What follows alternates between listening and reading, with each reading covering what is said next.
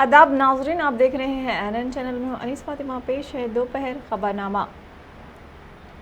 GHMC की जानिब से ग्रेटर हैदराबाद में घर घर वैक्सीन देने की मुहिम के तीसरे रोज़ भी शहर की आवाम ने अपने अपने इलाके जात में कायम करदा मराकज़ पर कोरोना का टीका लिया। जीएचएमसी अहदेदार ए नायक ने बताया कि शहर के इन 86,000 अफराद को जिन्हें कोरोना की दूसरी खुराक लेना है, उन्हें फ़ोन के ज़रिए इतला दी जा रही है कि वो जीएचएमसी की जारिया मुहिम के दौरान दूसरी खुराक लें। उन्होंने बताया कि अब तक ग्रेटर हैदराबाद में 72% अफराद ने कोरोना वैक्सीन लिया है। उन्होंने माबाक़ी अवाम से अपील की कि वो फौरी तौर पर कोरोना वैक्सीन लें। सीएस सोमेश कुमार ने चंद्रानगुट्टा इलाके में वाक़ कोरोना वैक्सीनेशन सेंटर का मुआयना किया।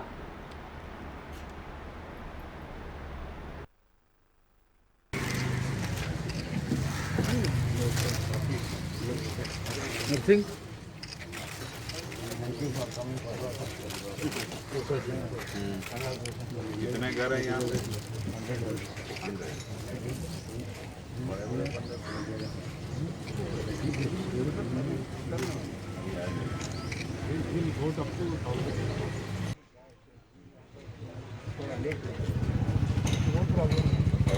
हम लोग थोड़ा लेट आ जाएंगे। क्या भाई? थोड़ा लेट होता है। लेट होता है? नहीं ना लगा।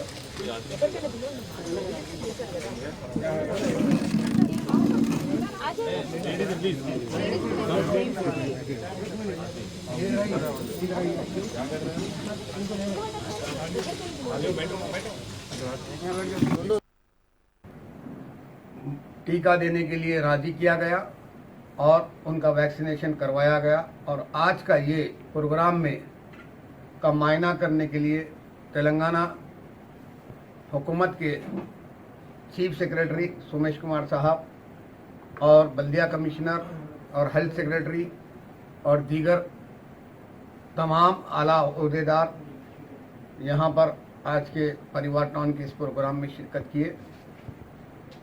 अल्हम्दुलिल्लाह अब तक परिवार टाउनशिप में जितने मकानात है उनमें तकरीबन 70% लोग जो है वैक्सीन फर्स्ट और सेकंड डोज कर चुके हैं और माबाकी जो 30% है, इंशाल्लाह आज शाम 5 बजे तक मोबाइल गाड़ी यहीं पर रहेगी और आज शाम 5 बजे तक ये कॉलन सारी मोबाइल परिवार टाउनशिप के रहने वालों को ये मोबाइल गाड़ी के ज़रिए जो टीम यहाँ पर मेडिकल की है वो पूरा उनको वैक्सीन कर देंगे। पूरे डिवीजन में कितने वैक्सीन सेंटर लगाए सर? पूरे डिवीजन में और कॉन्स्टिट्यूंसी में कितने वैक्सीन सेंटर्स लगाए सर? हल्का असम्बली चंद्रानगुट्टे में मैं समझता हूँ जितने वैक्सीनेशन सेंटर चल रहे हैं, मोहतरम हबीब मिल्लत आली जनाब अलहाज अकबरुद्दीन ओवैसी साहब की मौसर नुमाइंदगी के नतीजे में आप शहर में उतने आपको नहीं मिलेंगी। ओवैसी हॉस्पिटल में आज मुसलसल करीब 6 माह से जो है वैक्सीनेशन। हरियाणा के गवर्नर बंडारू दत्तात्रेय ने आज राजभवन पहुंचकर रियासती गवर्नर डॉक्टर तमिलसाई सुंदरराजन से मुलाकात करते हुए पुरसादिया और उनकी वालदा के इंतकाल पर ताज़ियत का इजहार किया। वाज़ रहे कि तेलंगाना के गवर्नर और पौडीचेरी के lieutenant governor doctor Tamilisai Soundararajan की वालदा कृष्णा कुमारी का मुख्तसर अलालत के बाद चारशंबा 18 अगस्त की सुबह हैदराबाद के कॉरपोरेट अस्पताल में इंतकाल हो गया था। वो 76 साल की थीं। दरियासना बंडारू दत्तात्रेय ने हरियाणा के गवर्नर बंडारू दत्तात्रेय ने मिजोरम के गवर्नर कुंभम पार्टी हरि बाबू से मुलाकात करते हुए उनकी मिजाज पुरसी की। वाज़ रहे कि कुंभम पार्टी हरि बाबू चंद्रोज से अलील हैं। सीनियर बीजेपी लीडर और वैजाग एमपी के कुंभम पार्टी हरि बाबू को मिजोरम का गवर्नर मुकर्रर किया गया था। वज़ीर तालीम सबिता इंदिरा रेड्डी ने तेलंगाना एमसेट इम्तहानात के नताइज जारी किए हैं। इस मौके पर बात करते हुए सबिता इंदिरा रेड्डी ने कोरोना के दौरान भी बिना किसी दुश्वारी के इम्तहान मुनक़िद किया गया है। उन्होंने कहा कि गुज़िश्ता 3 साल के मुकाबले में इस साल 28,000 इजाफी तलबा ने टेस्ट लिखा। 1,47,991 तलबा ने इंजीनियरिंग स्ट्रीम इम्तहान लिखा, जिनमें से 1,21,480 ने कामयाबी हासिल की। इसका मतलब 82.8% तलबा ने क्वालिफाई किया है। ज़राअत और फार्मेसी स्ट्रीम में 79,009 तलबा ने टेस्ट लिखा और 73,070 क्वालिफाई हुए हैं। इसका मतलब है कि 92.48% तलबा अहल हुए हैं। इंजीनियरिंग स्ट्रीम में पहला रैंक मगरबी गोदावरी से कार्तिकेय, दूसरा रैंक वेंकटा नरेश, राजमपेट कड़पा, मोहम्मद अब्दुल हैदराबाद को चौथा और रामास्वामी नलगोंडा को 5वां पोजीशन हासिल हुआ है। रैंक नंबर 1 सत्य Kartikeya, hall ticket number 2125 T04055, hall ticket number మరొకసారి అండి 2125.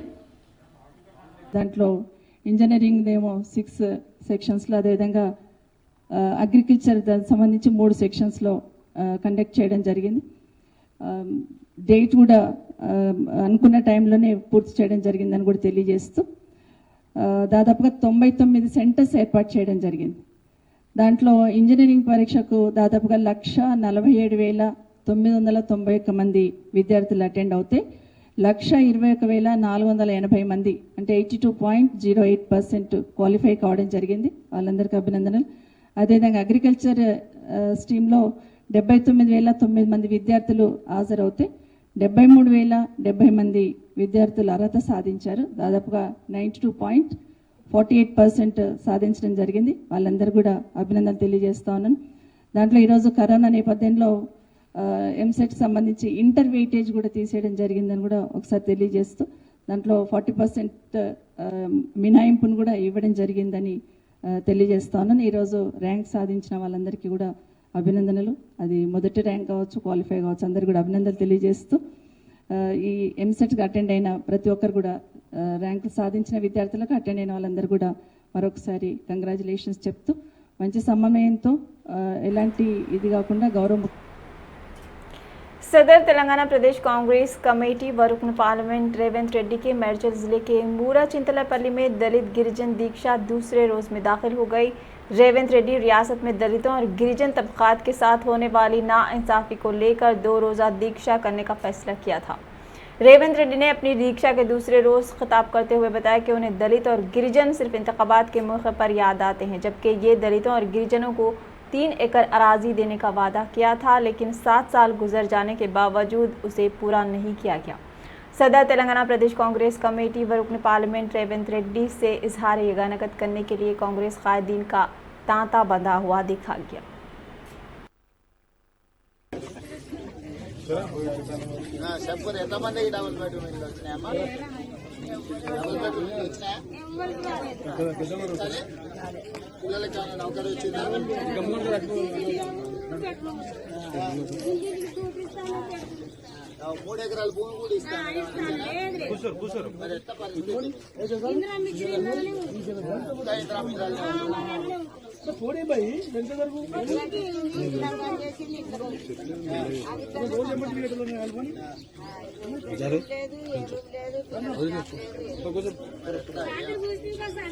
చూసిన అందుకే మళ్ళీ పొద్దునే మళ్ళీ ఆయన దబాయిస్తాడు కదా, మళ్ళీ నేను చూసి వచ్చినా కానీ మొత్తం అన్ని తిరుగుతున్నాను. बीजेपी कायद व साबिक रुकन पार्लियामेंट विजय शांति ने सदर रियासती बीजेपी व रुकन पार्लियामेंट बी संजय कोट की 28 अगस्त से शुरू होने वाली प्रजा संगम यात्रा की सीडी जारी करने के बाद मीडिया से बात करते हुए कांग्रेस टीआरएस पर तनकीद करते हुए बताया कि ये सियासी जमातें धोखाबाज हैं, जबकि बीजेपी अवाम की खिदमत के जज्बे के तहत काम करती है। उन्होंने और साबिक रुकन असम्बली NVS प्रभाकर ने अवाम से अपील की कि वो सदर रियासत बीजेपी बी संजी की यात्रा को कामयाब बनाएं। ఇవాళ కేంద్రం ఎన్ని స్కీమ్స్ ఇచ్చినా కూడా ఇక్కడ పబ్లిక్లోకి వెళ్తలేదు. ఎందుకంటే కేసీఆర్ గారు టీఆర్ఎస్ ప్రభుత్వం అడ్డుకుంటుంది. సో ఏ రకంగా ఏం చేయగలుగుతాం? నా స్టేటు నా ఇష్టం అన్నట్టు కేసీఆర్ గారు ప్రవర్తిస్తున్నారు. మరి ఆయన అరాచకం వల్ల ఏది మంచి చేయలేకపోతున్నాం, రీచ్ అవ్వట్లేదన్న బాధ నాకుంది. తెలంగాణ కొట్లాడిన మనిషిగా, తెచ్చుకున్న మనిషిగా, ఒక ఉద్యమకారునిగా. दोपहर खबरनामे में फिलहाल इतना ही। एनएन पर खबरों का सिलसिला जारी है, देखते रहिए एनएन चैनल। अल्लाह हाफिज़।